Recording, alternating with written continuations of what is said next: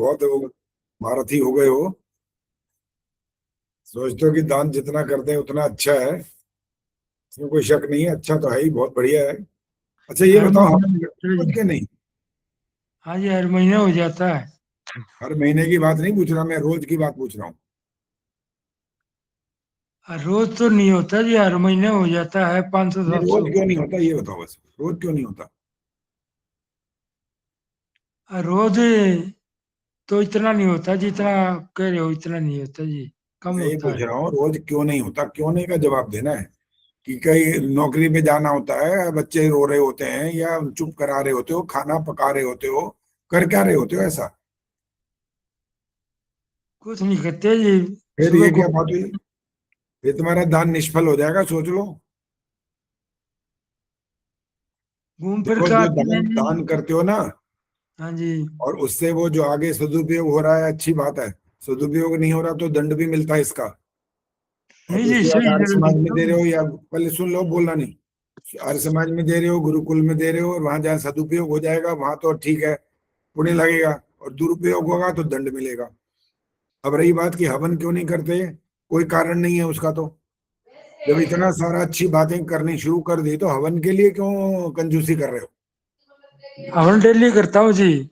और गुरुकुल आर्य समाज में दान देता हूँ जी। अभी मैंने हवन का पूछा तो कह रहे महीने में हो लेता है, और अब कह रहे हो हवन डेली। हर रोज करता हूँ जी। तो यही तो पूछा था पहले, क्या फारसी बोली थी क्या मैंने? नहीं जी, सुना नहीं था, मैं सोच रहा था। अच्छा, सुना नहीं था। हवन डेली करता हूँ जी। हाँ, ध्यान से सुना करो। कौन कौन करता है, अकेले करते हो क्या? नहीं, लड़का है, घरवाली है, और मैं हूँ, तीन है जी। अच्छा, सब मिलके करते हैं रोज? हाँ जी। हाँ, फिर ठीक है। अब ये बात मैंने तो तीर यहाँ लगाया, निशाना सब पे है, ये ध्यान रखना अब। कई सारे ठीक। सोच रहे हो ले भाई हमारी तो जान छूट गई, हमें तो कुछ कहा नहीं है। एक बेचारे रामधारी को पकड़ लिया इन्होंने तो। और वो भी जिसको पकड़ा वो भी फांस हो गया उसमें भी। पहले तो महीना महीना कहने लग रहे, और बाद में कहने लगे हाँ नहीं नहीं मैं तो रोज करता हूँ। अब सच बोल रहे हैं झूठ बोल रहे हैं तो इनको पता क्या बोल रहे हैं। सोनी बताऊंगा मैं जरूर, ये सोच लो। अब आपके घर आऊंगा, मैं पूछूंगा आपके बच्चे से कि ये रोज करते भी हैं कि ऐसे ही बोले जा रहे हैं ये। दान का तो पता लग रहा है, प्रमाण है, रसीद दे देते हो। लेकिन हवन का नहीं पता लग रहा, ये पकड़ पकड़ में आ गए ना, वहीं दंड मिलेगा सबके सामने, सोच लो। नहीं जी, करता हूँ मैं रोज। हर रोज करते हो फिर तो बस ठीक है। अब तो पास हो गए, बाकी बहुत सारे बैठे हैं फेल हो गए हैं, वो नहीं करते। वो पता नहीं कौन से ख्यालों में खोए हुए हैं, अभी तक सोच रहे हैं करेंगे, करें ना करें, बच्चे का देखना है, इसका देखना है, नाश्ता बनाना है, वो करना है, भगवान ने पूछना कुछ नहीं है। लठ बजाने हैं, अच्छी तरह सोच लो।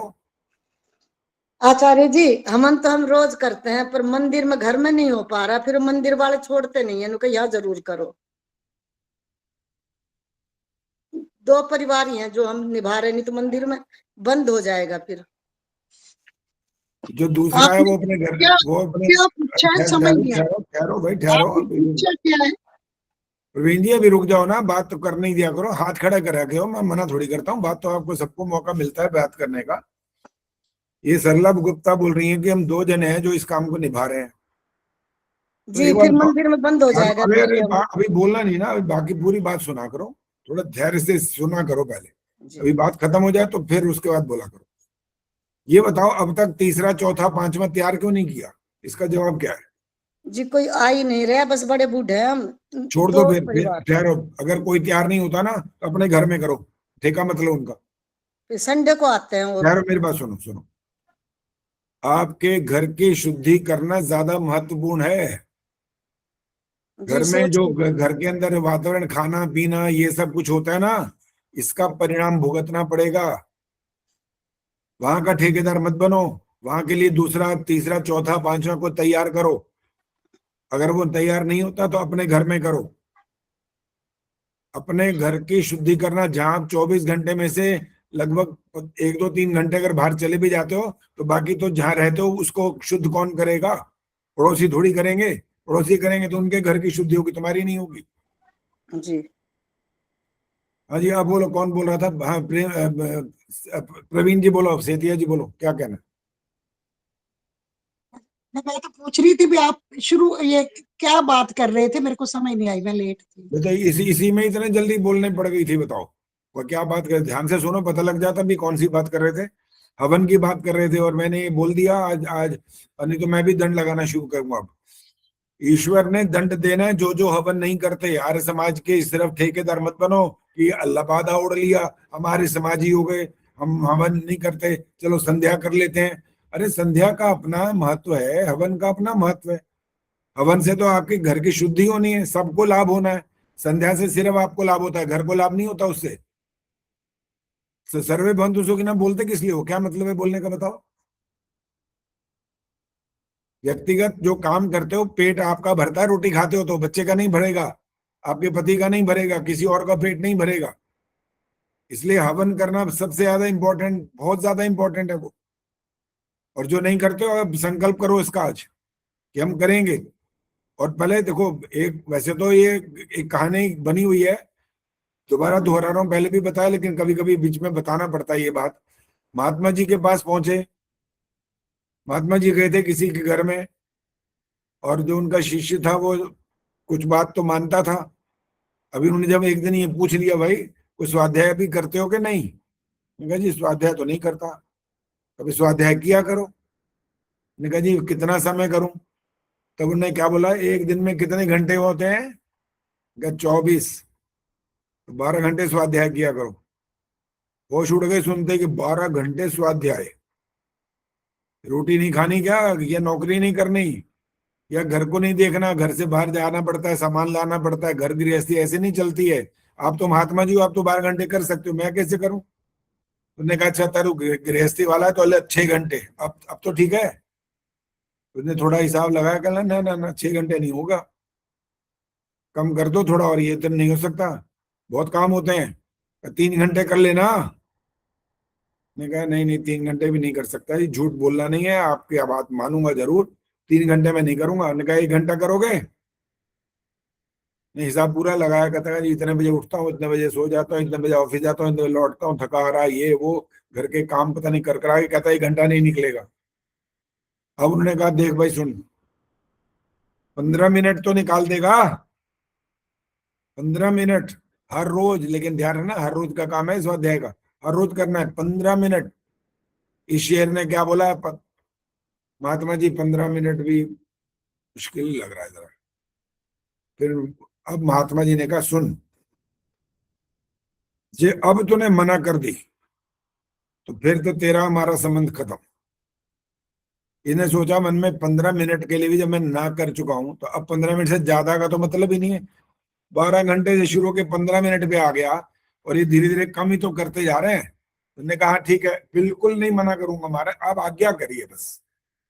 ने कहा भाई ये काम किया कर, ऐसे किया कर, ये जो है ना किताब ऐसे, ये ऐसे किया कर, खोला कर और बंद कर दिया कर। कहता जी वचन वचन देता हूं आपको, ये जरूर करूंगा, हर रोज करूंगा। जैसे ये वाली बात थी ना, और इसको पता है थोड़े दिन के अंदर अंदर अकल आ गई थी इस बात की। कहा तो इसने ये कि हाँ चलो मैं अब ये कर लूंगा, रोज किताब खोलूंगा और बंद कर दूंगा, लेकिन 15-20 दिन में अकल ये आई कि खोलता किस लिए? इसलिए होती है किताब ये खोलो और बंद कर दो। तब उसकी समझ में आने लगी बात कि भाई इसको पढ़ना भी तो चाहिए कुछ। जब उसने स्वाध्याय शुरू किया तो उसको और अकल आनी शुरू हो गई। फिर उसने 1 घंटा निकालना भी शुरू किया। महात्मा जी आए, ने पूछा भाई वचन निभाया? ने कहा महाराज रोज 15-20 दिन तक तो आप वाला ही वचन निभाया, कि आपने कहा था किताब खोलना और बंद करना, मैं करता रहा, लेकिन बाद में मेरे मन ने कहा ये क्या करता है भाई तू, तेरे में कोई अकल नाम की चीज नहीं है क्या? किताब खोल देता है फिर बंद कर देता है, क्या ये, इससे क्या हो जाएगा? कुछ भी नहीं होगा इससे तो। मैं फिर क्या किया, तो नहीं कहा अब तो 1 घंटा रोज पढ़ता हूँ। तो ये अकल जैसे आई उसको, अब आपको क्या कहें, कैसे कब क्या होगा मैं तो पता नहीं भाई। 12 घंटे स्वाध्याय करो वाले वहां से शुरुआत कर दें, तो किताब खोलो और बंद करो वहां से बात करें, तो लगता है कुछ दिन बाद तो समझ में आ जाएगी फिर ये बात कि हवन करना ही चाहिए, इससे लाभ ही होगा, हानि नहीं होगी। और वैसे जो दान पुण्य इधर उधर ना भी करते हो ना, चाहे उनको दंड व्यवस्था में दान करने का मौका ना भी मिलता हो, तो ये एक प्रकार का दान ही होता है। आपका घर का व्यक्तिगत लाभ भी होता है और अड़ोस पड़ोस का भी लाभ होता है, दूर तक जाती है इसकी खुशबू सुगंध, इसकी जड़ी बूटियों से लाभ पहुंचता है, आप स्वस्थ रहते हो और औरों को भी स्वास्थ्य प्रदान करते हो। ये बहुत बड़ा दान होता है ये भी, चाहे व्यक्तिगत रूप से पैसे दान ना भी करने जाओ, ये दान शुरू हो जाएगा आपके घर बैठे बैठे होगा। इतना बड़ा लाभ होता है इससे, बीमारियों से दूर, स्वास्थ्य लाभ अलग, और मन में शांति होती है, और आप ईश्वर के सर्वश्रेष्ठ पुत्र और पुत्रियां कहलाने के अधिकारी हो जाते हैं। हाँ जी, कुछ समझ आ गया कि नहीं आया? ये भी लगता तो नहीं है कुछ समझ आया हो, किसी ने हाँ ना करा, सिर्फ ऐसे नहीं घुमाया कि हाँ जी आज से बस शुरू हो गया हवन, अब पूछो मत। इतनी बढ़िया कहानी सुनाई आपने और ऊपर से ही निकल गई, फायदा क्या हुआ फिर बताओ? अच्छा ये काम करो, जो हाथ जो अभी तक रोज करते हैं वो हाथ खड़ा करो जरा, अभी पता लग जाएगा। 1 2 4 5 6 7 8 8 ये, अच्छा विष्णु प्रिया ने भी हाथ खड़ा किया 9। आचार्य जी कभी कभी छूट जाता है। देखो कभी कभी वाली बात के लिए थोड़ा सा उसको माना जा सकता है कि कोई विशेष परिस्थिति हो जाती है, अगर घर में ही हो तो उस विशेष परिस्थिति को भी सामान्य परिस्थिति वाला बनाया जा सकता है। दृढ़ निश्चय चाहिए बस कि ये करना है, तो आप उसमें सफल हो सकते हैं, कोई बहुत बड़ी बात नहीं है। रजनीगर क्या कह रही है, रोज करती है वन? हाँ गई, अभी तो दिखाई दे रही थी। हाँ ये रही। जी जी आचार्य जी नमस्ते। बिल्कुल ठीक है। ये प्रतिदिन का दैनिक, देखो आपके लिए बताओ पंच महायज्ञ है कि नहीं है बताओ, किसने बोला ये? मैंने थोड़ी कहा ये वाली बात। पंच महायज्ञ नाम दिया गया, पंच महायज्ञ। स्वामी दयानंद जो आपके गुरु हैं, जिन्होंने आर्य समाज बनाया, वो हैं, उन्होंने कहा है प्रत्येक गृहस्थी को प्रतिदिन पंच महायज्ञ करने चाहिए, ये उनका कर्तव्य है। पंच महायज्ञ सविता बताएंगे, नाम बताओ, गिनाओ पहले तो। आचार्य जी ब्रह्म यज्ञ, देव यज्ञ और पितृ यज्ञ और फिर अतिथि यज्ञ और बलि वैश्व के यज्ञ। तो ये यज्ञ जिसकी बात कर रही है कौन सा है? देव यज्ञ। हाँ, तो ये कार्यक्रम तो मैंने नहीं बनाया ना, ये तो ये स्वामी जी ने हमें आदेश दे रखा है, ये तो करना होता है।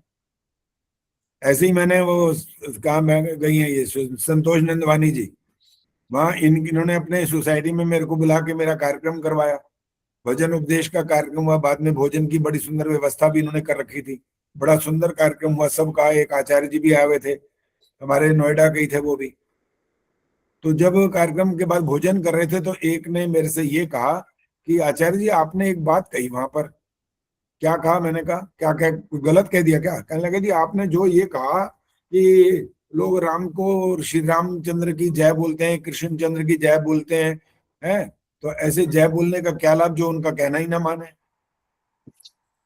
तो मैंने कहा मैंने कोई गलत कहा इसका मतलब? कहने लगा आप औरों के लिए नहीं बोलते क्या, सिर्फ ये आपको हिंदू ही मिले हैं? मैं कह रही उनकी भी कहानियां सुनाते हैं, चौथे आसमान में, सातवें आसमान में धरती चौकर चौरोस है, और ये सांप के फन पे धरती टिकी हुई है, सिंह वहां पर लगे हैं, बैल ने संभाल रखा है, जो सबकी बात करते हैं भाई। ये थोड़ी कि सिर्फ यही बात है, जो गलत होगा, जो वैदिक ज्ञान से विपरीत होगा, सबकी बात करते हैं, लेकिन करते जरा थोड़ा ध्यान से करते हैं, लठ नहीं मारते हैं ऐसे कि बस मारधाड़ी शुरू हो जाए।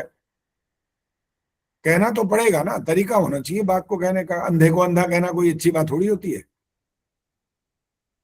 आशा जी बताएंगे अंधे को क्या कहना होता है जो लड़ाई ना हो जाए?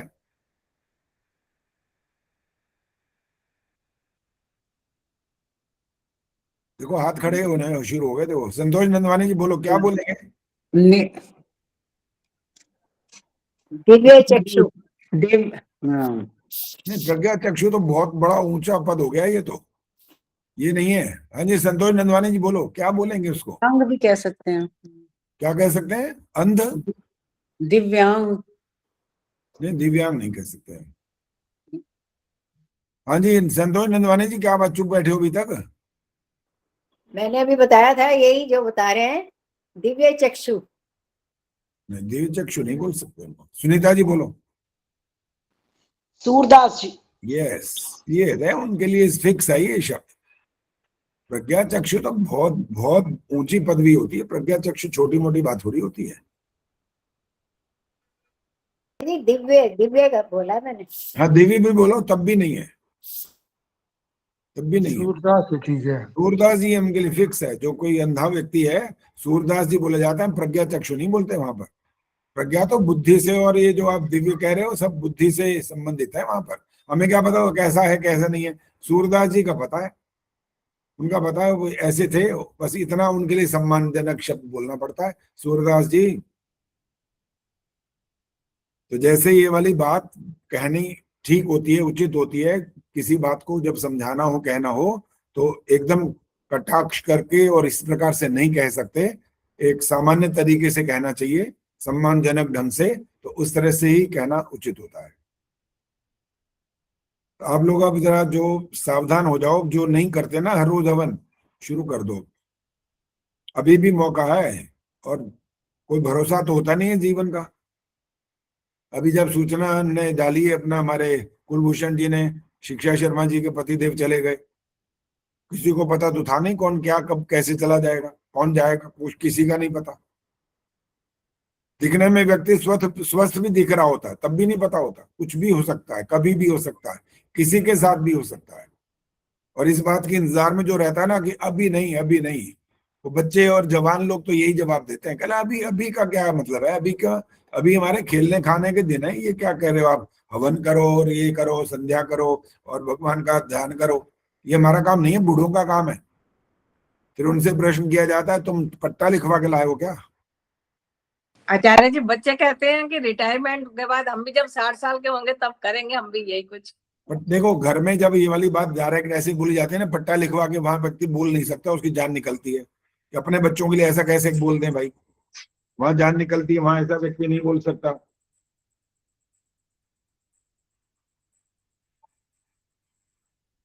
क्लास चल रही है शिव क्लास। हाँ मम्मा तो उधर है, उधर उनकी भी है। तो क्या बात हो रही थी भाई? अपने बच्चों के लिए हम ऐसा डायरेक्ट नहीं बोलते, वहां हमारी जान सूख रही होती है। कि बच्चे के लिए, दुनिया के लिए तो 1 मिनट लगता है कहने में, क्या फर्क पड़ रहा है वहां तो, अरे दुनिया के लिए जो मर्जी बोल लो बोल जाता है व्यक्ति। मोह होता है ना अपने अपने घर से परिवार से, वहां बोलने में डर डर लगता है। अरे चाहे अपना व्यक्ति हो चाहे बाहर का हो, लेकिन सत्य तो ही पड़ेगा, तरीका अच्छा होना चाहिए, बताना चाहिए कि देखो कोई भी ऐसा भगवान की तरफ से फिक्स कार्यक्रम नहीं बना हुआ है कि आप इतने साल तक संसार में रहोगे, कोई तुम्हारा कुछ नहीं बिगाड़ सकता। क्या हो रहा है ईरान में पता नहीं है क्या आपको? वहां लिखा पड़ा है पट्टा क्या?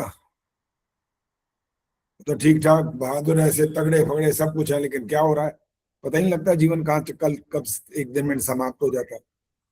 तो किसी का कोई भरोसा नहीं होता, पल का भरोसा नहीं, जो वाक्य बोला जाता ना ये है ठीक ही, पता नहीं होता किसी को कुछ भी। अब नीलम खनुजा जी दिखाई देगी, फौरन ने माइक कैमरा ऑन किया तो इनका प्रश्न भी मुझे याद आ गया। इन्होंने लिखा है नक्षत्र क्या करते हैं भाई, नक्षत्रों का क्या प्रभाव होता है हमारे जीवन पर? आप में से किसी को पता है तो हाथ खड़ा करो भाई। पता है किसी को होते क्या है नक्षत्र? सारे चुपचाप बैठे हैं भाई, ये क्या बात हुई? आचार्य जी नक्षत्र तो वो जब पंडित हैं वो उसी के हिसाब से ग्रह निर्धारित करते हैं कि उस समय ये वाला नक्षत्र था तो उसमें ये ग्रह था, उसमें बालक का जन्म हुआ और इसके अनुसार उसकी जन्म पत्री आगे बनाते हैं। ये बोल कौन रहा? अभी तक दिखाई नहीं दे रहा मैं तो। मैं बोल रही थी जी, इंदिरा डांगरी। अच्छा इंदिरा डांगरी बोल रहे हैं, अच्छा वो ऐसे लाइन दिखाई बाद में दी, अब ठीक है। देखो 27 नक्षत्रों को मान्यता दी गई है, ठीक है, और 9 इसके विभाग बनाए गए हैं, और उनके अंदर 3-3 सब अलग अलग समाहित किए गए हैं। और प्रभाव की जहां तक बात है, जैसे अब सूर्य है, आप सूर्य की रोशनी में गर्मी में, मई जून की गर्मी में बाहर खड़े हो जाएं तो आपको पता लग जाएगा कि वो क्या प्रभाव करता है हम पर। चंद्रमा की शीतल चांदनी आ रही है तो आप उसमें होंगे, उसके अंदर बैठेंगे, वहां पर घूमेंगे फिरेंगे, वहां का आनंद लेंगे, वो भी आपको पता लग जाएगा क्या प्रभाव डालते हैं। ये 2 तो ऐसे हैं ना जो आपको प्रत्यक्ष दिखाई देते हैं, और उनका पूरा संबंध हमारे जीवन से यूं जुड़ा हुआ है कि इससे ये हो रहा है। बाकी का आपको क्या पता क्या है, कौन कहाँ जा रहा है लाखों करोड़ों मील दूर। लेकिन ये प्रत्यक्ष अपना प्रभाव दिखा देते हैं बस। वो भी सामान्य है, कोई मेरे लिए अलग नहीं और आपके लिए अलग नहीं है। आप गरीब के यहाँ पैदा हो या अमीर के यहाँ पैदा हो, दोनों को खड़े कर दो वहां पर धूप के अंदर, दोनों का हाल लगभग एक जैसे ही होगा। थोड़ा इम्यूनिटी का फर्क हो सकता है, बस थोड़ा सा फर्क हो सकता है, बहुत ज्यादा नहीं फर्क होगा। और अगर मनुष्यों की बात भी करें, एक तो मांस खाने वाले होंगे और एक शाकाहारी होंगे, तो अब जवाब देंगे रामधारी। रामधारी जी कैमरा ऑन है, माइक ऑन करो। जो शराब मांस आदि का सेवन करने वाले होंगे उनको धूप में खड़ा कर दिया जाए, और एक शाकाहारी होंगे जो पालन करते होंगे नियमों का, खान पान आदि का, तो उनमें से जल्दी कौन भागेगा वहां से? जल्दी मीट खाने वाला भागेगा जी। बिल्कुल पक्की बात है, यही होगा। उसके अंदर सहन शक्ति कम हो जाती है, उसका उसके शरीर पसीना के भी ज्यादा अंदर, आएगा। उसके अंदर जो शरीर को जिस प्रकार से चलाने की योग्यता होनी चाहिए, मनुष्य शरीर जैसा ईश्वर ने बनाया वो उसके विपरीत आचरण कर रहा है, भोजन गलत खा रहा है, इसलिए उस पर दुष्प्रभाव जल्दी हो जाएगा। बस इतना ही महत्व है जी इनका। हाँ जी नीलम जी, कुछ पूछना है और पूछो। नमस्ते आचार्य जी। नमस्ते जी। मैं ये जानना चाहती थी कि जैसे जैसे ग्रह हमारे ऊपर प्रभाव डालते हैं, तो क्या हमारी थिंकिंग, हमारे विचार चेंज होते हैं, या ग्रह चेंज होते हैं तो हमारे विचार चेंज होते हैं? मैंने तो अभी इसका हल्का सा जवाब दे दिया था, वो लाखों करोड़ों मील हमसे दूर हैं, वो हम पर ऐसा कोई प्रभाव नहीं डालते। ये तो जो ज्योतिष वाले मानते हैं ना, जिसको पौराणिक हम बोलते हैं, वो इसका 100% प्रभाव मान के चलते हैं। वो तो ये कहते हैं ये राहु आ गया, ये केतु आ गया, ये मंगल आ गया, ये आप पे शनिचर चढ़ गया, ये वो हो गया, वो तो ये बोलते रहते हैं। हमारे वैदिक इसमें कोई इसका कोई संबंध नहीं है, बस ये हमें पता है। और दो मुख्य मैंने आपको बताया, सूर्य और चंद्रमा, और ये पृथ्वी भी है, जिसमें ये सब जितने भी हैं हमारे पर क्या प्रभाव डालते हैं हमें दिख रहा है। बाकी तो इतने दूर है, उसका क्या प्रभाव हम पर होना, कोई विचारों का प्रभाव हो जाएगा, इसका हो जाएगा, वो कोई ज्यादा महत्वपूर्ण नहीं है, वो उनके हिसाब से ठीक है। हमारी ज्योतिष जो है ना, वैदिक ज्योतिष जिसको बोलते हैं, उसका नाम अंक ज्योतिष होता है, कि कब ग्रहण लगेगा और कितने समय के बाद कौन सा युग बदलेगा, ये वैदिक ज्योतिष होती है। ओके। इसका महत्व है, वैदिक वाले बात को ही स्वीकार करना चाहिए। बाकी को अगर मानने लगे ना, तो पता है जन्म होते ही जब लोग भागते हैं ना पंडित पुरोहित जी के पास, जिसको ज्योतिषी आप बोलते हो, ऐसे वो पंडित वो लाल पीली नीली रेखाएं लगाते हैं, बताते हैं, सत्यार प्रकाश में सब लिखा हुआ है, और पंडित जी बताते हैं ये तो बड़ा भाग्यशाली है, यही होगा, 12वें वर्ष में इसका मृत्यु योग है। तो यहाँ सुनते ही माँ बाप की हवा निकल जाती है, 12वें साल में ही मर जाएगा ये। कि पंडित जी कोई उपाय करवाओगे तो उपाय कर देंगे। अच्छा क्या उपाय? कि ये इतना दान करो, इतने पंडितों को भोजन करवाओ, इतना तुम ये सोना चांदी आदि को करो। अच्छा अब ये बताओ, अगर ईश्वर ने ये वाला फिक्स कर दिया था, तो तू कौन है भाई? तो दान पुण्य करवाएगा, इनको रोटियां खिलवा देगा दूसरे पंडितों को, तो वो नियम टल जाएगा। इसलिए स्वामी जी ने बहुत स्पष्ट करके लिखा हुआ है कि यदि ऐसा एक बार तुम कर चुके गए ऐसे पंडित के पास जिसने ये सब कहा, और 12वें वर्ष में कुछ ना हुआ, तो उससे जो तुमने दान मान सब किया था 4 गुना वसूल करो उससे जाके। बोला क्या था तुमने, बोलना जरा बताना। और इसीलिए तो भविष्य की बातें करते लोग, वो और क्या करते हैं। इतना मेरे को मेरे पिताजी ने एक बार समझाया था बचपन में, मैंने सीख लिया था उसी दिन। ने कहा ये ज्योतिष के बाद नहीं जाना, कभी मत जाना भूल करके भी। कहीं सोचो मैं पता नहीं पास नहीं हो रहा, या मेरे को पता नहीं क्यों नहीं मिल रहा, या ऐसा मैं चाहता हूँ वो नहीं हो रहा, तो इनके पास मत जाना कभी भी भूल के भी। और देखो उन्होंने एक तरीका बताया कि जाना तो एक एक्सपेरिमेंट कर लेना, डंडा लेके जाना, और ज्योतिष से ये पूछना बस इतना, आप ज्योतिषी हो ना, बताते हो ना भविष्य, ये बताओ मैं तुम्हें डंडा मारूंगा कि नहीं मारूंगा, बस इतना ही बता दो। जो बोले उसका उल्टा कर देना बस। और अगर इतना कठोर नहीं करो तो दूसरा एक काम कर लेना, तुम्हारे जेब में कुछ पैसे तो होते ही हैं। मैं कहा तो जाके यही पूछना, पंडित जी ये बता दो मेरे जेब में कितने पैसे, ये बता दो। नहीं बता सकते, बताते हैं सालों साल पीछे आगे की बातें बताते रहते हैं। और उसे क्या लाभ होता है? वैसे किसी को क्या लाभ हो जाता है बताओ? कोई लाभ नहीं होता। और अनुमान की बात जहां तक होती है, मैं अनुमान करके कितनी बातें बता देता हूँ, ठीक निकल आती है, फिर क्या हुआ? अनुमान तो निकल सकता है, हमें कोई आपत्ति नहीं है। और अगर एक बहुत ऐसी आंखें खोलने वाला एक वाक्य बोल दूं, तो आप हैरान हो जाएंगे।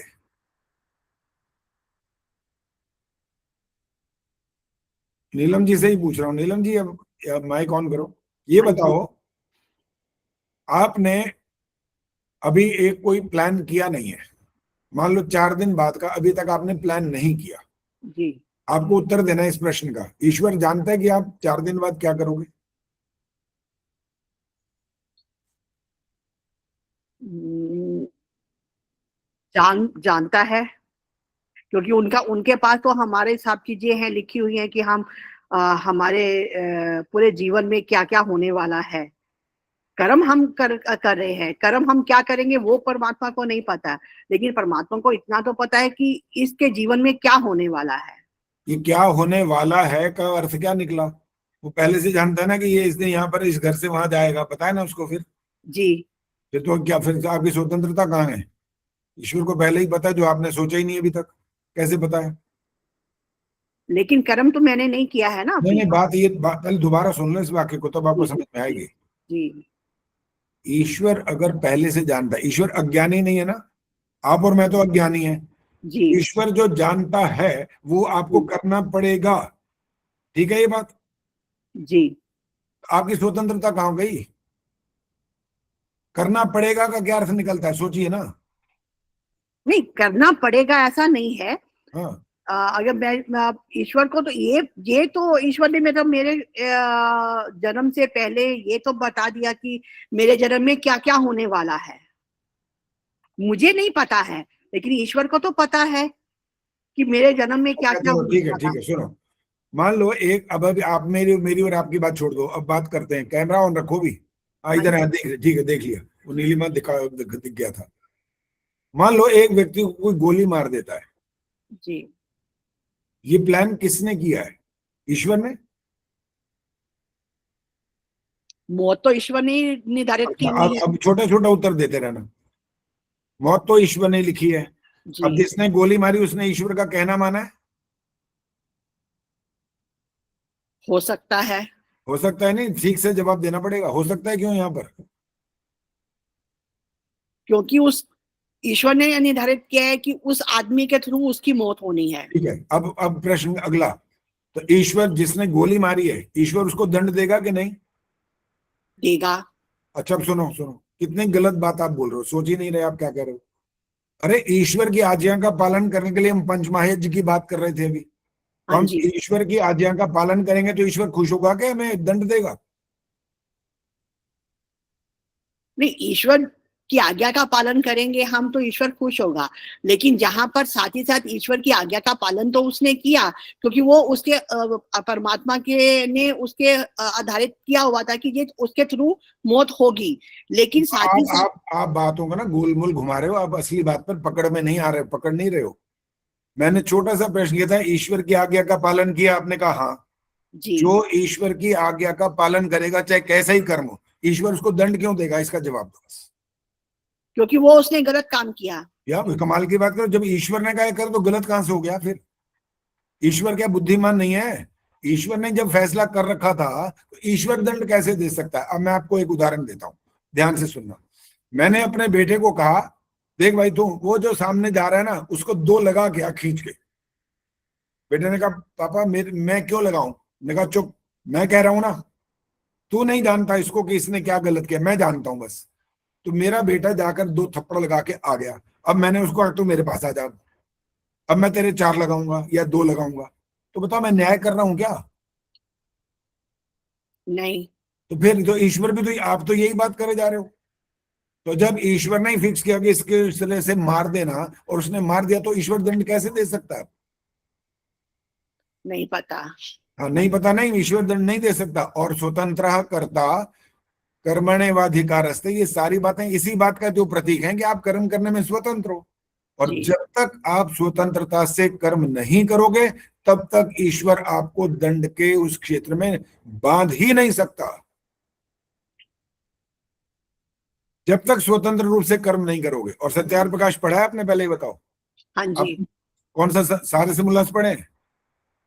नहीं, सारे नहीं पढ़े। चलो मैंने यहाँ पढ़ाया 7वां 8वां 9वां 10वां 11वां चल रहा है, उसमें एक वाक्य सुना रहा हूं, सुन लो। इन सब के लिए तो ये पुनरावृत्ति हो रही है जो अभी तक बात चल रही है, इन सबको पता है ये सारी बातें जो मैं बोल रहा हूँ, लेकिन आपको बिल्कुल नहीं पता था क्योंकि आप नए हो। इसलिए मैंने इसीलिए जानबूझ करके आपसे ये वाली सारी बात शुरू की है, क्योंकि मैं चाहता हूं कि जो भी हमारे साथ जुड़े उसको वैदिक सिद्धांत समझ आने चाहिए। नहीं तो मेरे कार्यक्रम से जुड़ने का कोई लाभ नहीं। भजन गाने गाते रहो जहां मर्जी, मुझे फर्क नहीं पड़ता। फिर जी भजन गाने में कोई क्या बड़ी बात है, मुझे समझा दो जरा, क्या है उसके अंदर? कोई बड़ी बात नहीं है उसके अंदर। आपने थोड़ी देर के लिए एक रस ले लिया, जिन्हें बहुत सुंदर गाया, आपने कहा वाह वाह वाह वाह वाह। इस वाह वाह के बाद होना कुछ नहीं है, कान का रस है बस, और कुछ भी नहीं है इसके अंदर।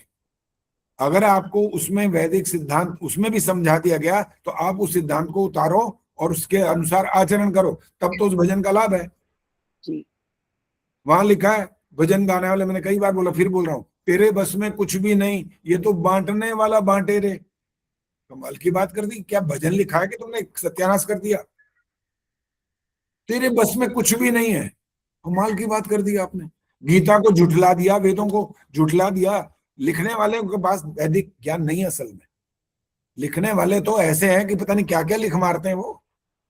उनको पकड़ना पड़ता है कि क्या लिख रहे हो, और वो हमारी बात नहीं मानेंगे, हमें पता है ये बात। और हमारा अंतिम वाक्य ये, जो उपदेश ग्राही ना हो उसको उपदेश मत करो, चाहे वो अपना बच्चा ही क्यों ना हो।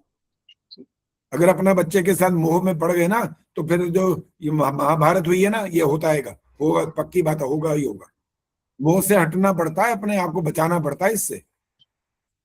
इसलिए मैं अंतिम वाली बात बोल रहा हूँ, जैसे आपने उस बात को स्वीकार कर लिया कि ये तो गलत हो जाएगा, कि बाप ने कहा बेटे को 2 लगा क्या, वो आया जब बाप ने कहा तू मेरे पास आ, मैं मारूंगा। ये वाला उदाहरण इतना स्पष्ट था कि आपको एकदम समझ में आ गया कि बाप तो ये गलत कर गया, अगर ये मारेगा तो। जी वही बात उस समय की है, जिसने किसी को गोली मारी वो कब जानता है एक दूसरे को? कौन से जन्म में वो एक दूसरे को जानते थे? वो किसी में नहीं। वो जी तो अपनी स्वतंत्रता से कर्म कर रहा है, और इसी का दंड तो उसको ईश्वर देगा। और ईश्वर दंड अगर अभी नहीं तो नहीं देगा, उसी समय तो गोली थोड़ी मार देगा उसको। अगर सरकार की पकड़ में आ गए तो बात खत्म हो गई, सरकार ने भी उसका दंड दे दिया, अब दोबारा दंड और नहीं मिलेगा। यही व्यवस्था है ईश्वर की। ईश्वर का दंड देने का उद्देश्य ये है कि इस व्यक्ति को, इसने जो गलत किया उसका दंड मिलना चाहिए। यहां मिल गया तो ईश्वर क्यों दोबारा देगा? किस लिए दोबारा नहीं मिलेगा उसको? अगर वो कम हुआ, अगर दंड कम मिला इस दुनिया में और दंड बचा हुआ, वो जरूर देगा। लेकिन आप असल में मनुष्य जो भी है, जितना बुद्धिमान मर्जी हो, वो पूर्ण न्यायकारी नहीं हो सकता। अगर वो ज्यादा देगा तो उस व्यक्ति को दंड देकर ज्यादा क्यों दिया तूने, और कम दिया होगा तो उस व्यक्ति को, जो जिसने अभी गलत काम किया, उसको और दंड देगा अगले जन्मों। इसलिए कर्म करने की स्वतंत्रता का सिद्धांत सबको ऐसा समझ लेना चाहिए कि ब्रह्म वाक्य मानकर घोट करके पी जाओ। और मैं फिर वही जो प्रश्न मैंने किया था, ईश्वर आपके चौथे दिन के कार्यक्रम में जो आपने नहीं सोचा अभी तक, ईश्वर नहीं जानता। अब मैं आपको एक उदाहरण देता हूं, आप इसका फैसला कर लेना जल्दी। देखिए, मेरा हाथ दिखाई दे रहा है आपको? हाँ जी इधर से दिखाई दे रहा है, इधर से नहीं। हाँ जी अब मैं यहाँ लिख रहा हूं इस तरफ, मैंने लिख दिया यहाँ कुछ, जी आप पढ़ सकते हो? जी नहीं ईश्वर पढ़ सकता है? पढ़ सकता है, क्यों? क्योंकि वो उस साइड पे है। यस, यहाँ क्या लिखा है बोलो? कुछ नहीं लिखा, तो ईश्वर ने क्या पढ़ लिया? कुछ नहीं पढ़ा। यही इसका उत्तर है। जो आप सोचा ही नहीं आपने, ईश्वर कैसे जान लेगा? अब बात समझ में आ गई है? हाँ जी ईश्वर नहीं जान सकता आपकी पूरी। आप तो यहां तक शुरुआत हुए जहां आपने कहा जन्म हुआ और उसने सारा कार्यक्रम बना के ही भेज दिया, सारे वेद झुठला दिया आपने एक वाक्य में। ईश्वर नहीं हमारे कार्यक्रम को फिक्स कर सकता। बहुत स्पष्ट लिखा हुआ है, स्वतंत्र कर्ता जीवात्मा कर्म करने में स्वतंत्र है। आगे का वाक्य भी है, फल भोगने में ईश्वर की न्याय व्यवस्था में परतंत्र है। ईश्वर कभी पिताजी का राज नहीं है कि जो मर्जी कर देगा वो। एक वो फिल्म भी बनी थी, मेरी मर्जी। ये बच्चे भी बहुत बकवास करते रहते हैं वाली बात, मेरी मर्जी।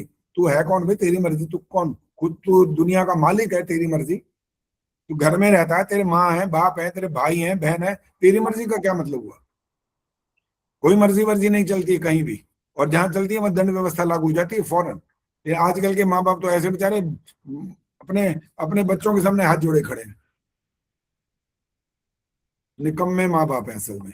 कारण पता है क्या है? उर्मिला आर्य जी, कारण पता है तो बताना जरा, क्या कारण है इसका? हाथ जोड़े क्यों खड़े हैं माँ बाप, क्या कारण है?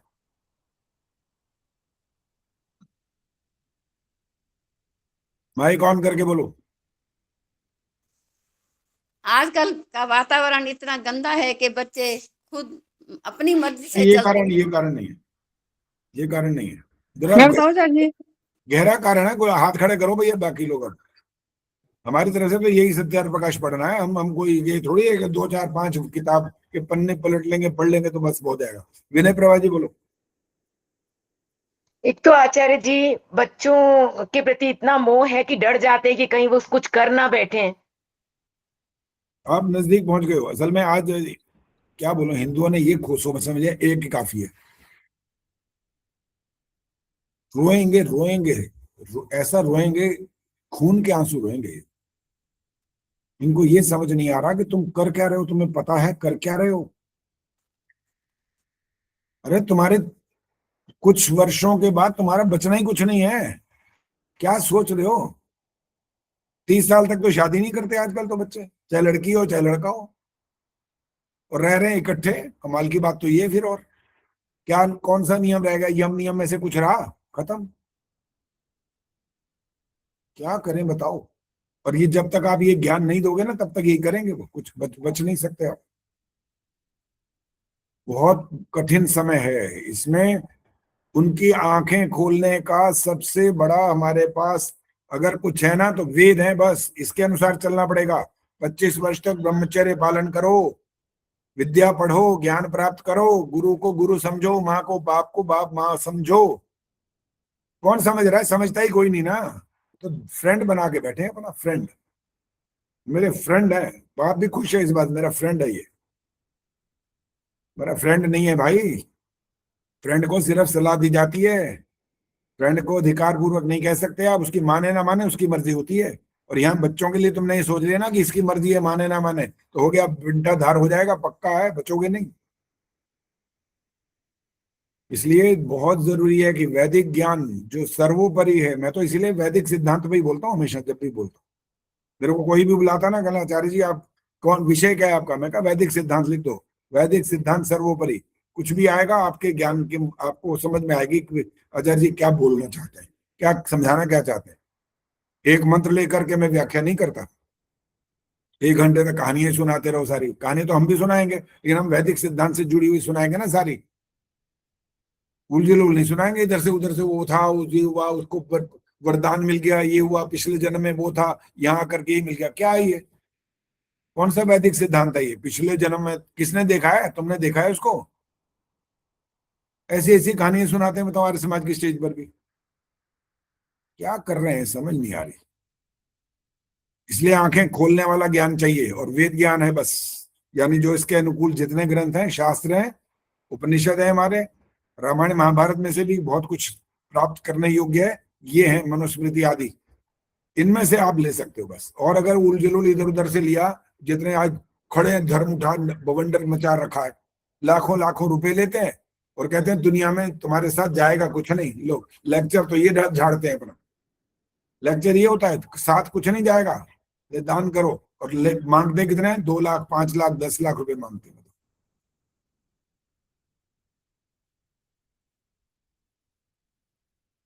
तो नीलम जी, आज से अब आपको परिवर्तन कर लेना चाहिए अपने ज्ञान में कि ऐसा ईश्वर कभी भी कुछ भी निश्चित कर नहीं कर सकता। वो आपको स्वतंत्र छोड़ता है। आप करो मत करो, ज्यादा करो कम करो, पाप करो पुण्य करो, जिसके साथ जो करना है करो। आप अगर पाप करोगे तो दंड देगा, पुण्य करोगे तो उसका फल अच्छा होगा, लेकिन है आपकी मर्जी। सत्यार्थ प्रकाश का एक वाक्य बोल के सुना देता हूं। यदि ईश्वर की आज्ञा बोल क्या, मैं आज्ञा बोल रहा हूं। यदि ईश्वर की आज्ञा अथवा प्रेरणा से, ये वाली बात तो आर्य समाज के बहुत बोलते रहते हैं, उनको आज तक समझ नहीं आई ये बात। ये भी गलत है, ये भी ठीक नहीं है।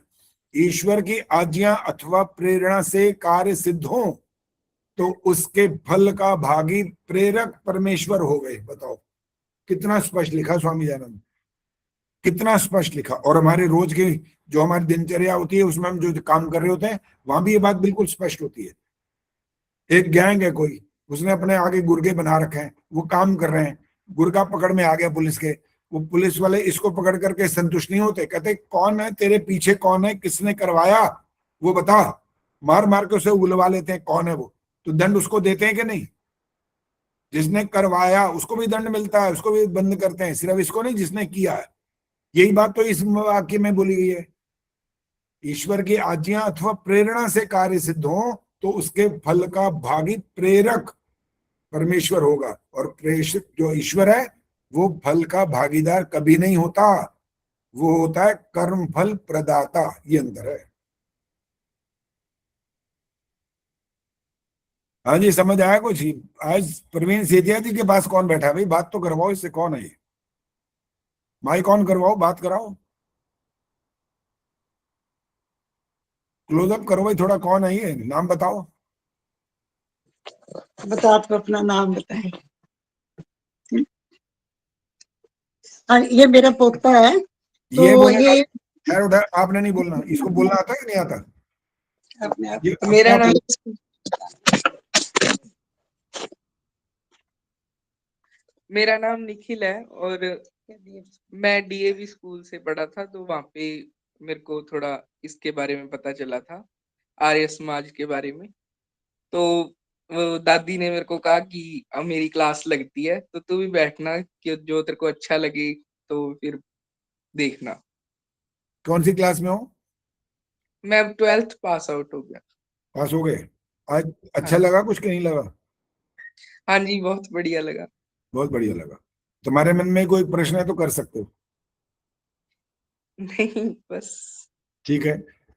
ऐसे ही जैसे आज दादी ने ये काम करा है ना, इतना बढ़िया काम है, बात बाकी भी बहुत बैठी हैं दादियां और नानियां, लेकिन वो अपने पोते धोते नोतकों को लाती नहीं है साथ में, उनको भी लाओ। एक दिन आपने ये कहा था बच्चों की क्लास शुरू करो, मैंने 2-2 बार ये प्रयत्न करके देख लिया, कोई आता ही नहीं है। बताओ क्या करूं मैं अकेला वहां बैठे बैठे झक मारता रहूं? 2 बच्चे बैठे हैं जी सामने, एक बॉम्बे की आई है, एक वो वहां की आ गई, एक अपना अपना गुरुग्राम की, 2-4 बच्चे आ गए। 4-5 बच्चों के साथ मैं 1-1 घंटा बर्बाद करूंगा किस लिए भाई? आप लाओ ना सारे अपने बच्चों को, बच्चों के बच्चे हो गए उनको लाओ, और वो यहीं पर बात कर लें, जो पूछे। आपको भी बनना था, बन चुके हो, अभी तो उनको बनना है, वो ले आओ ना सामने, वो मेरे से बात करें, पूछे मेरे से।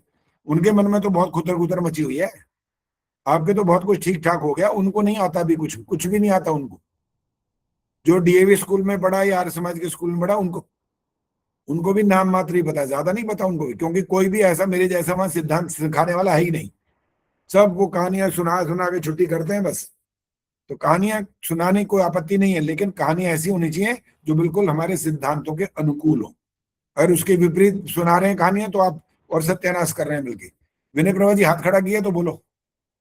आचार्य जी, हाँ बस यही बात कहना चाह रही थी कि ये इतनी दुर्भाग्यपूर्ण स्थिति है कि आप बैठे हैं पढ़ाने के लिए। आपने गुरुकुल की 2 कक्षाएं शुरू की थी, तो उसमें मेरी हेल्पर का बच्चा भी जुड़ा था, और वो इतना खुश हो रहा था जितना मैं उसको कराती हूँ, लेकिन उसको मजा नहीं आ रहा था जो आप करा रहे थे।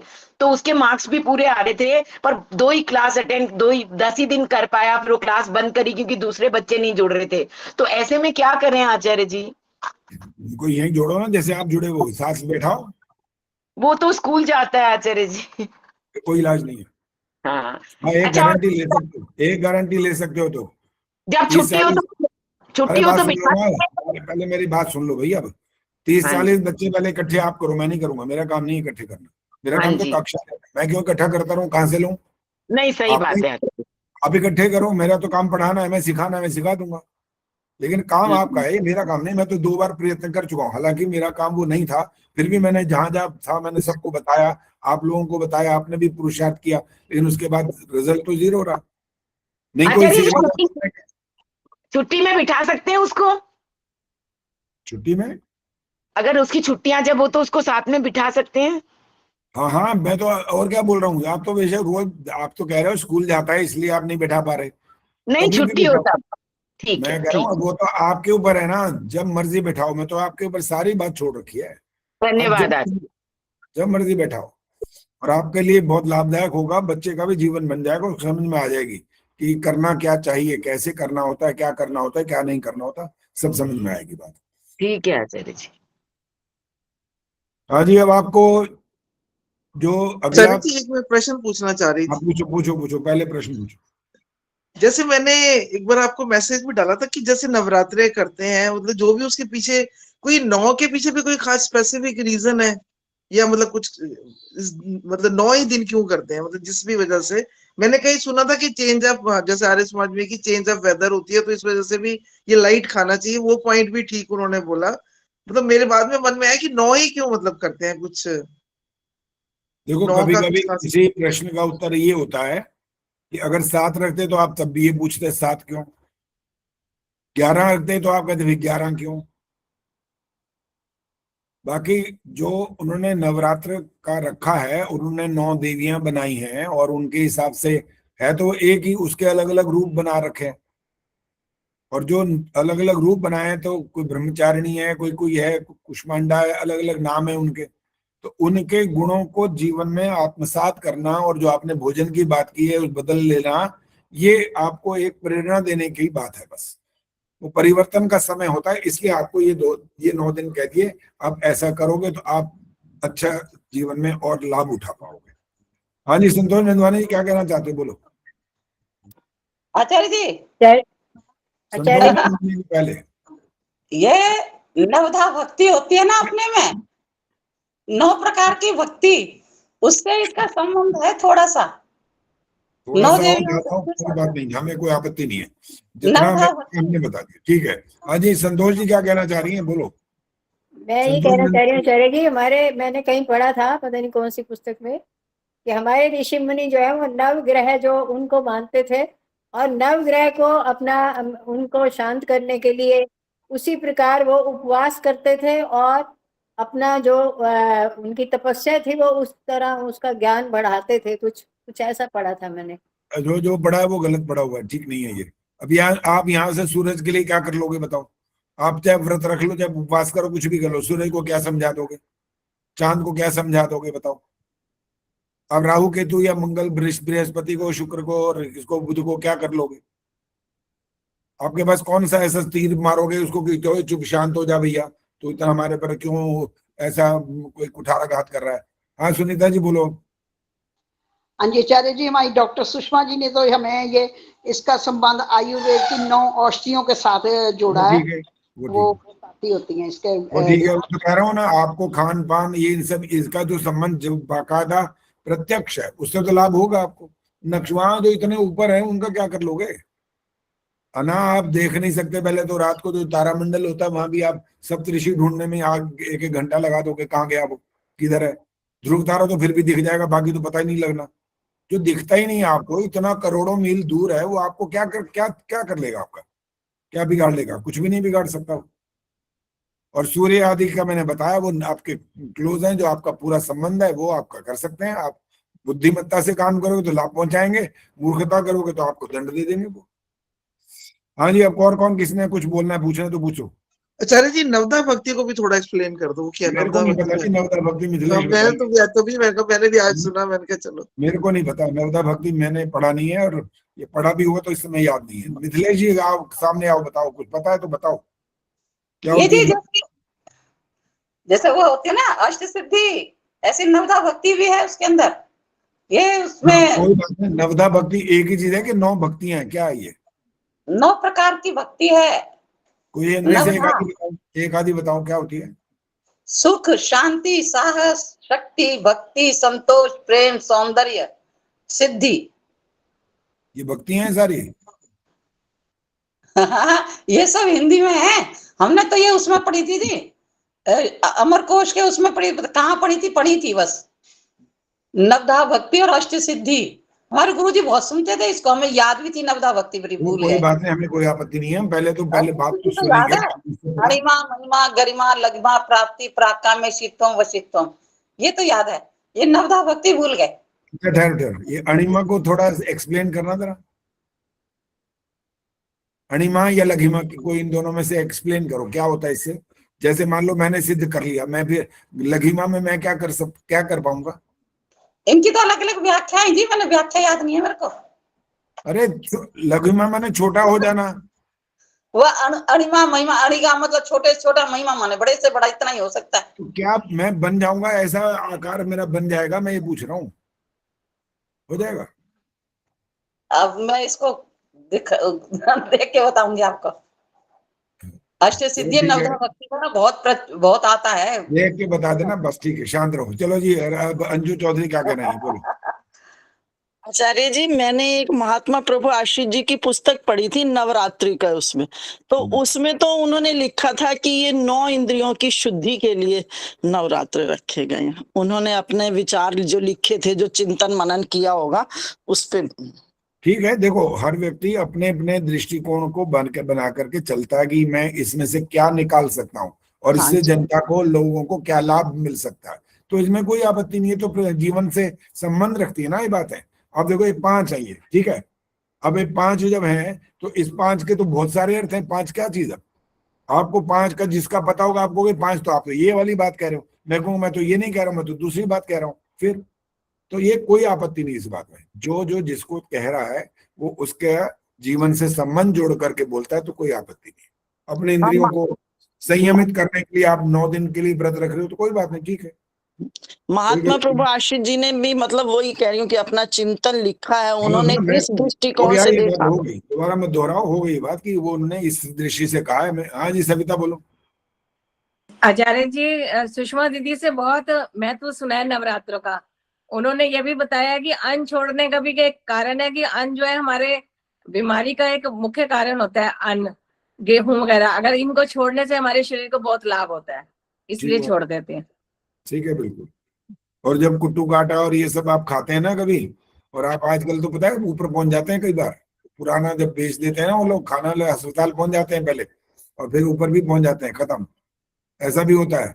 फिर इसलिए अब क्या व्यक्ति करे क्या ना करे। आज तो इंजेक्शन, तो बताओ जो नारियल पानी आता है ना उसमें भी इंजेक्शन ठोक रखा है, बताओ क्या करोगे आप, उसमें भी इंजेक्शन लग गया। बताओ जो इतना हार्ड होता है उसमें इंजेक्शन लगा, उसको भी बड़ा बना दिया उन्होंने ताकि 70-100 रुपए का बिक जाए। बताओ ये हालत हो गई है। तो आपके वो तेरे बस में कुछ भी नहीं, ये वाली बात निकलने को आ जाती है यहाँ पर। तेरे बस में कुछ भी नहीं, क्या कर लोगे, कितना क्या सब्जियां उगाना शुरू कर दोगे, या नारियल पानी पीना तो नारियल उगा लोगे घर के अंदर। इसलिए जो आप अच्छे से अच्छा कर सकते हो आप प्रयास कर सकते हो, करो बस। आपके अधिकार में न था, न है, न हो सकता है। सब कुछ नहीं हो सकता, जहां तक संभावना है वो कर लो, जहां तक संभावना है उतना कर सकते हो, बस करो। हाँ जी सचदेवा जी, MP सचदेवा जी, आज नजर आए हो सामने, पहली बार दिखाई दे हो। कभी कभी जब प्रश्न करते हो तो हम कहते हैं सामने तो आ जाओ, आज आप पहली बार दिखाई दे रहे हो सामने। नमस्ते आचार्य जी, नमस्ते, बहुत बहुत। हाँ कुछ पूछना है तो पूछ लो।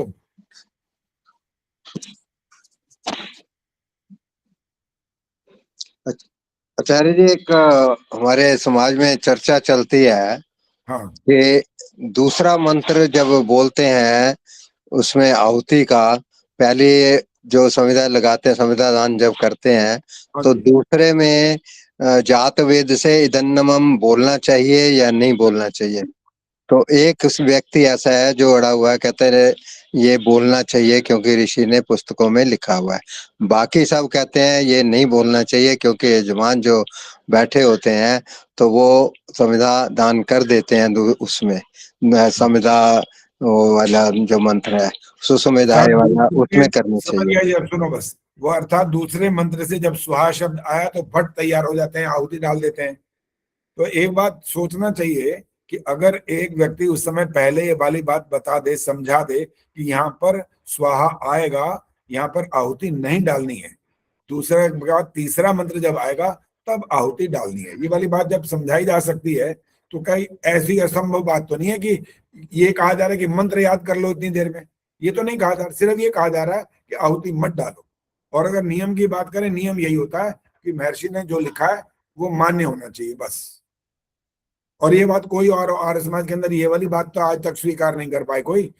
स्वीकृत आहुति पर बतासे बांट रहे हैं सबको, वो बांट रहे हैं, बर्फी बांट रहे हैं सबको, जो सब के सब जो आगे आगे बैठे हैं सबको पीछे से बुला बुला के भी आ रहे हैं, भागे भागे आगे।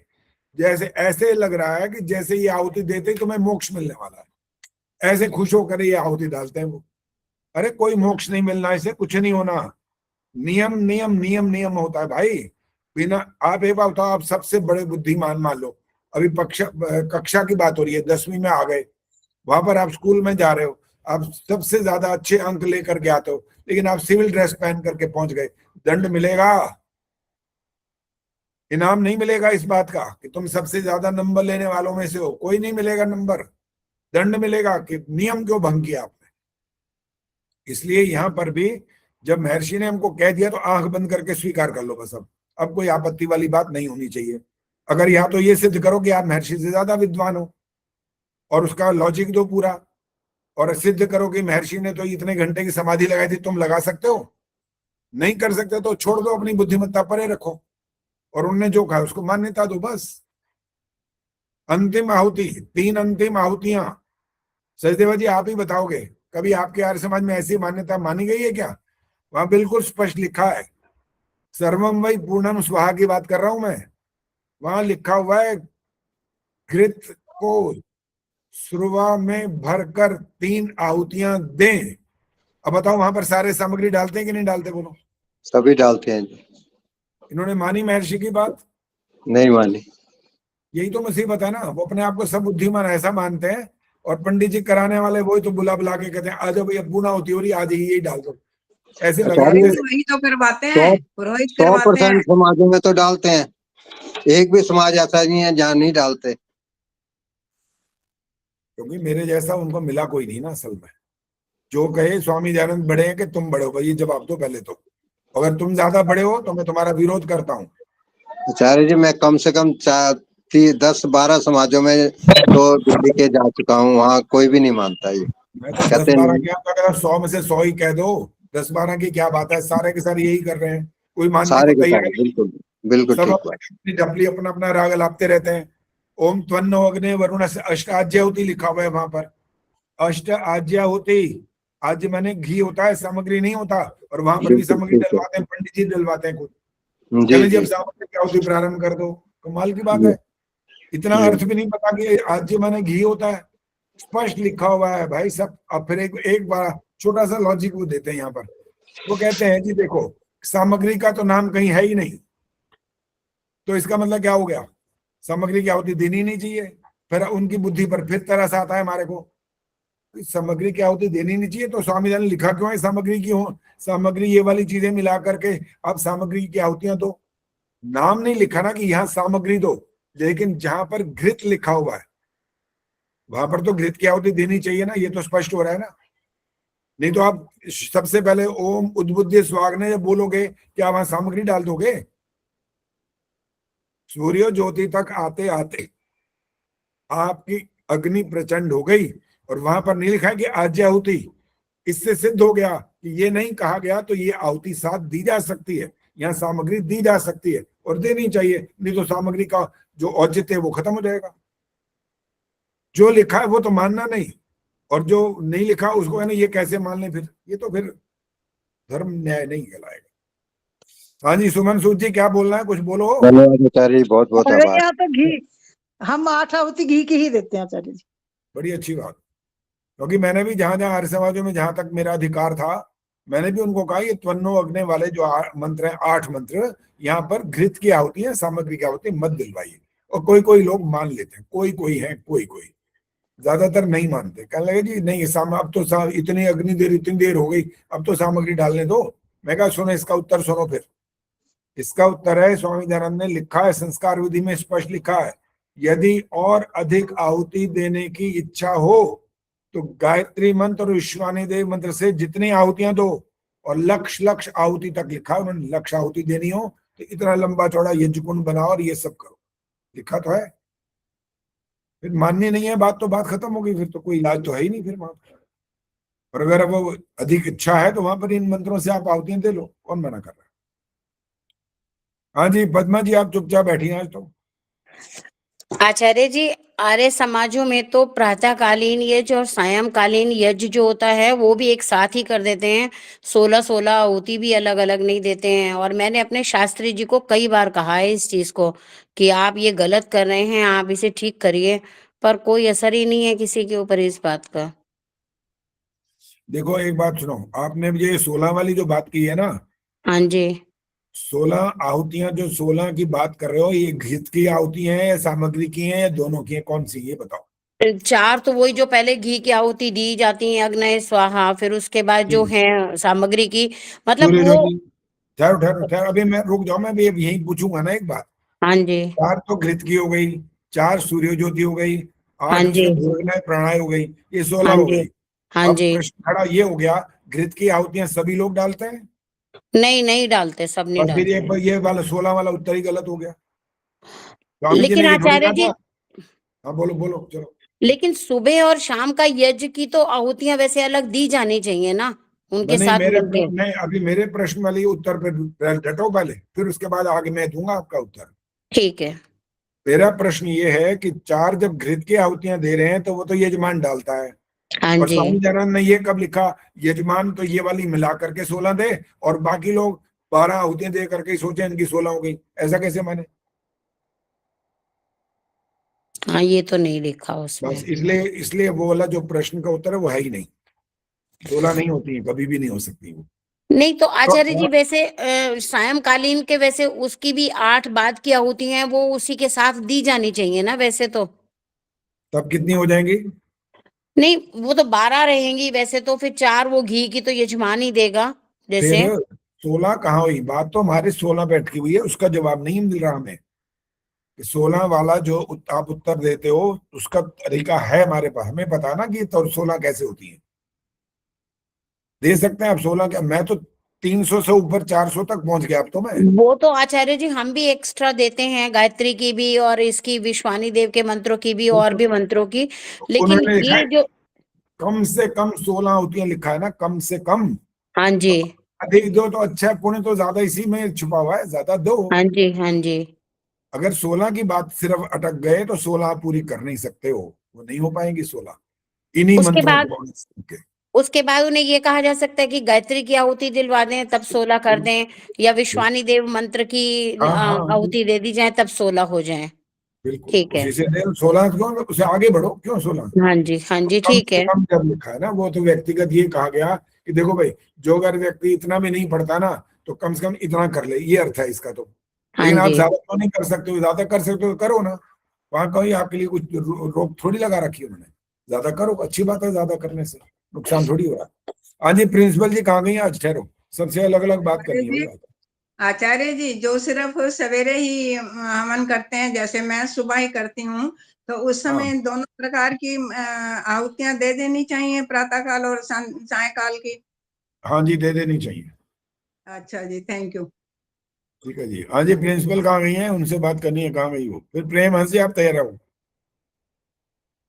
फिर अभी दिखाई तो दे रही थी, फिर कहाँ चली गई? चलो जी, बोलो जी प्रेम हंस जी, आप शुरू करो फिर कुछ। आचार्य जी मैं तो वक्ता नहीं हूँ, श्रोता हूँ। चलो फिर अब तैयार और कॉपी शॉपी निकालो, फिर लिखो कुछ, मैं लिखवाता हूँ। अच्छी बात है, मैं रेडी हूँ लिखने के देखो लिए। बहुत कुछ आपकी सुन ली आज, हमने भी बहुत सारी सुना दी। सत्यार प्रकाश को हम पढ़ नहीं रहे, लेकिन सत्यार प्रकाश के अंदर जो कुछ लिखा हुआ है उसको क्रियान्वित करने की बातें ज्यादा करते हैं, केवल किताब पढ़ने से नहीं होता है। पढ़ते पढ़ते पढ़ते पढ़ते बुढ़े हो जाएंगे, एक दिन चले भी जाएंगे, तो पढ़ते से और इसके चले जाने से थोड़ी कुछ होगा, करने से होता है ना सब कुछ। तो करो। चलिए, यज्ञ में जो प्रयुक्त संविधाएं आप करते हैं उसका बता रहा हूं आपको आज। यज्ञ में कौन कौन सी संविधा का प्रयोग आप कर सकते हैं, उससे क्या क्या आपको मिलता है वो बता रहा हूं, लिख लो।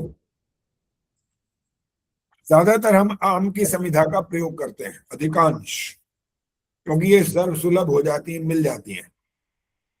तो सबसे पहले आम की संविधाओं का जो परिणाम है वो क्या है वो बता रहा हूं, लिखिए। वायु शुद्धि है,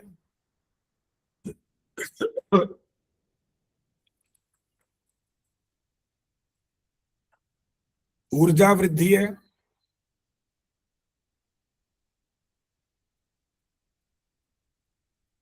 और सामान्य यज्ञ के लिए सबसे उपयुक्त यही है।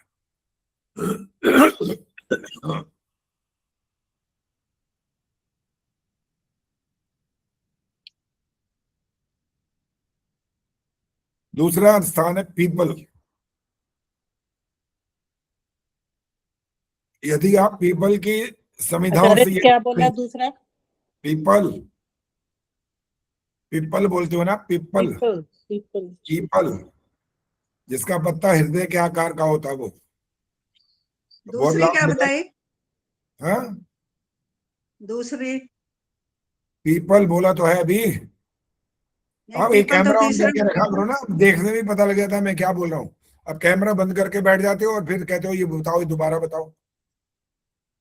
पीपल क्या कार लाभ देता है आपको? सबसे पहला लाभ होता है श्वसन तंत्र आपका शुद्ध होता है इससे, फेफड़े।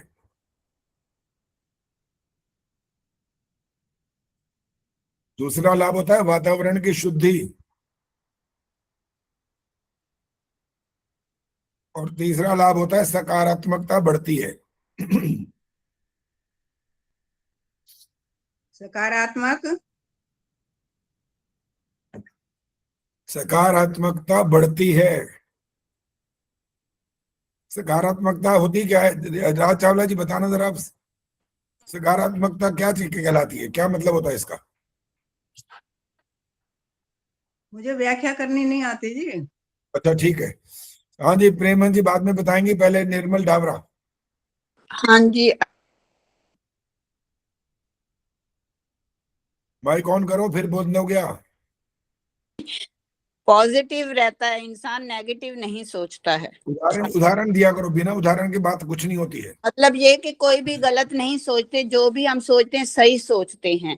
अभी भी उदाहरण नहीं आया, उदाहरण दो। जैसे हम किसी के बारे में अगर कोई सोचते हैं ये तो ऐसा है, अगर हम इस तरह से पीपल की संविधा यूज करते हैं तो हम किसी के बारे में नहीं, हमें हमेशा ये लगता कि नहीं वो अच्छा ही होगा। अभी भी अधूरी बात है, प्रेमन जी बोलो।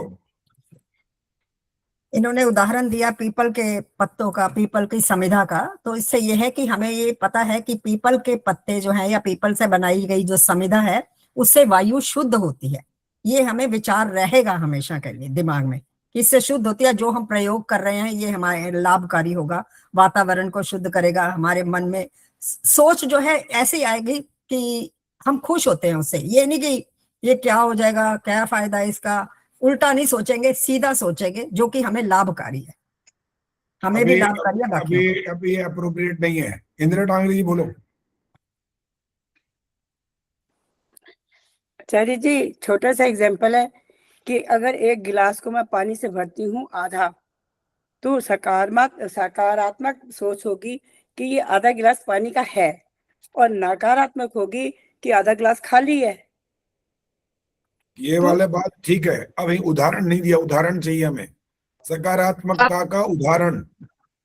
पीपल के पत्ते 24 घंटे ऑक्सीजन देता जी है। ऐसे नहीं बोल सकते, नो नो नहीं, मैं सुनूंगा नहीं। कैमरा ऑन रखो और जब हाथ खड़ा करोगे तब आपको मौका मिलेगा बोलने का। गीता तिवारी बोलो जल्दी। अरे जी मैं कोशिश कर पहले रुको, पहले हाथ खड़ा करो, बस मैं देख रहा हूँ कौन, मैं बता दूंगा। जी जैसे गीता तिवारी जल्दी बोलो।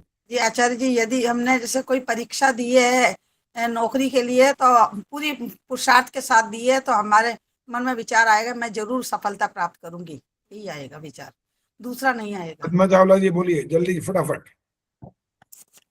आचार्य जी, अगर हमारे साथ कोई गलत कार्य भी हो जाता है तो भी हम ये सोचते हैं कि इसी में कोई भलाई होगी, तो ये हमारी सकारात्मक विचार होते हैं।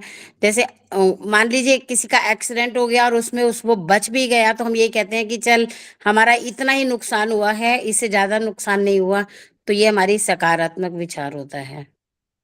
तो हमारे अंदर अभी भी नेगेटिविटी नहीं आती इससे। और ज्यादा नहीं, ज्यादा व्याख्या नहीं, छोटा सा उदाहरण दीजिए बस काफी है। हाँ जी, और कौन? रही वाला जी जल्दी बोलो। किसी भी वस्तु के लिए अच्छा सोचना जो हमारे भलाई के लिए हो और सबको लाभ दे, वो सकारात्मक कहलाता है। और चलो फिर व्याख्या दूसरे शाब्दिक करते हो, कोई बात नहीं, हम सुन लो। आपके अंदर दान की भावना पैदा हो गई।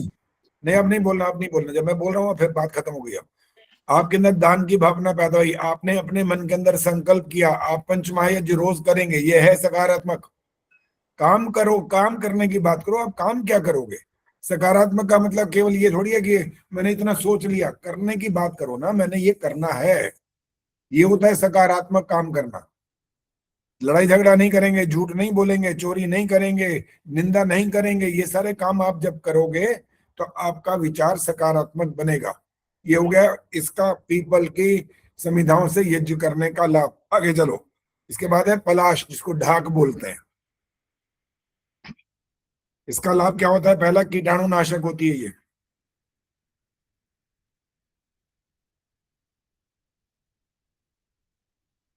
आचार्य जी इसके टहनियाँ या फूल? लाश हवन की किससे करते टहनियाँ? हैं? हवन किससे करते हैं? समिधा से करते हैं। हाँ जी, संविदा से ना? हाँ जी, समिधा से।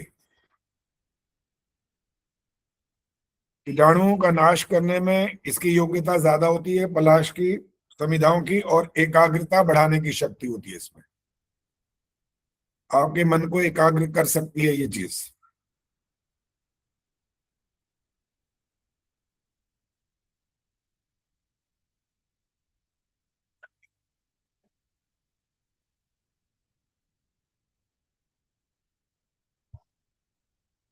इसके बाद है बबूल। सुषमा सरदाना बताएंगे बबूल का क्या मतलब होता है।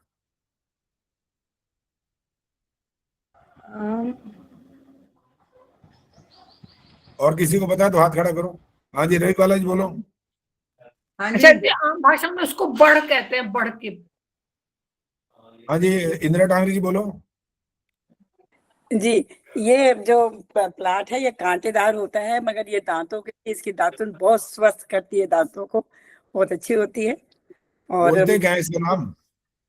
जी, इसका नाम क्या है? नाम नाम जी मैं बताऊं? बबूल बोला ना? बोलो जी, नाम बोलो। बबूल बोला ना आपने? हाँ, बबूल को और क्या बोलते हैं? और तो मुझे नहीं मालूम नाम इसका। तो और भी क्या फायदा फिर? जब बबूल, तो मैंने कहा उसका नाम और बताओ, वो तो नहीं बताए तो। हाँ जी, आचार्य जी कीकर, कीकर बोलते हैं। हाँ किकर बोलते हैं, बस ये ठीक है। जिसमें कांटे हाँ, होते हैं और इसके पत्ते ऐसे छोटे छोटे छोटे छोटे से होते हैं, अलग अलग, दो इधर और इधर इधर उधर ऐसे होते हैं। और ये इसके दांतों के लिए बहुत बढ़िया बताया इन्होंने, कड़वा होता है बहुत ज्यादा ये।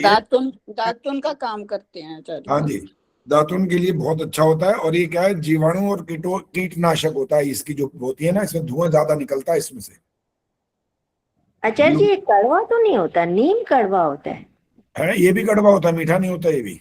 ये भी नहीं, कड़वा ही मीठा होता तो नहीं होता, लेकिन नीम जैसा कम थोड़ा कड़वा तीखापन होता है, पर है। अरे भाई, सारी चीज, अब मीठे में भी तो अलग तरह के मीठे होते हैं ना, और कड़वे में भी बहुत अलग तरह के कड़वे होते हैं। कोई बहुत ज्यादा कड़वा होता है, कोई कम होता है, बस यही लाभ है। कीटाणु और जीवाणु नाशक होता है ये। और इसके अंदर जब औषधि यज्ञ करते हैं ना, उसमें इसका बहुत महात्म्य होता है।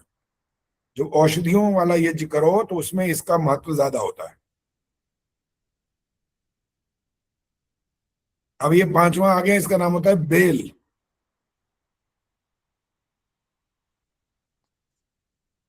बेल के वृक्ष की समिधा, मानसिक शांति, तनाव को दूर करने का इसके अंदर विशेष गुण।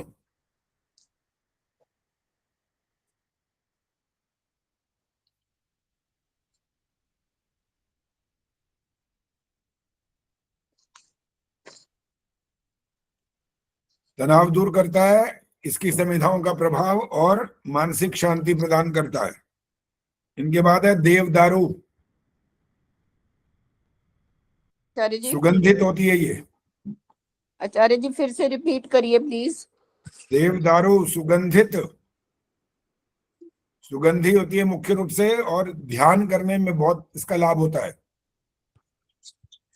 और एंटी फंगल होती है ये। इसकी समिधाओं के यज्ञ करने पर एंटी फंगल और एंटी बैक्टीरियल भी।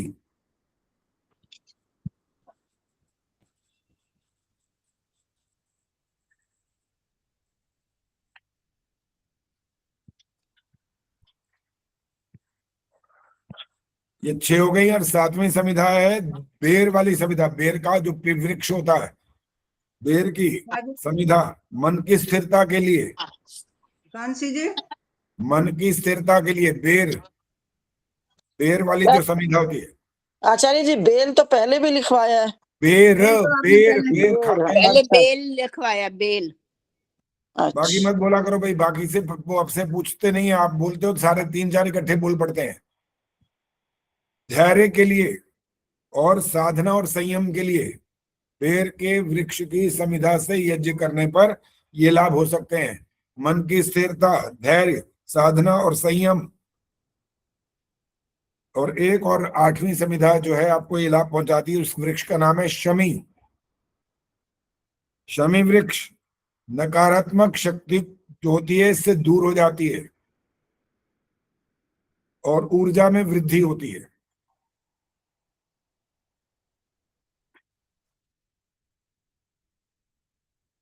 अब अगर प्रश्न करना हो तो अगली बार, अब और समय नहीं है, समय समाप्त हो गया, हम जाना है कहीं पर, हमारा कुछ और ड्यूटी भी आजकल। शमी से जी और क्या बताया? ऊर्जा में वृद्धि और नकारात्मकता में ह्रास, नकारात्मक शक्ति समाप्त हो जाती है।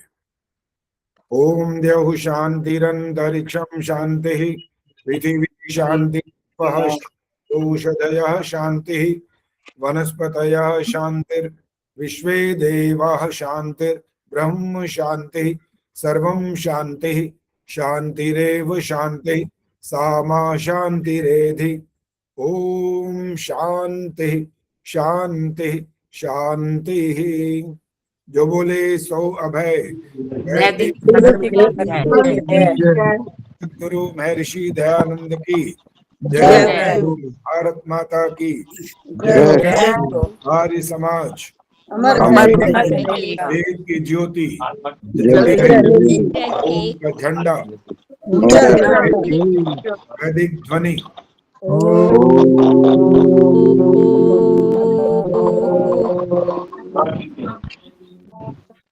वैदिक अभिवादन सभी को।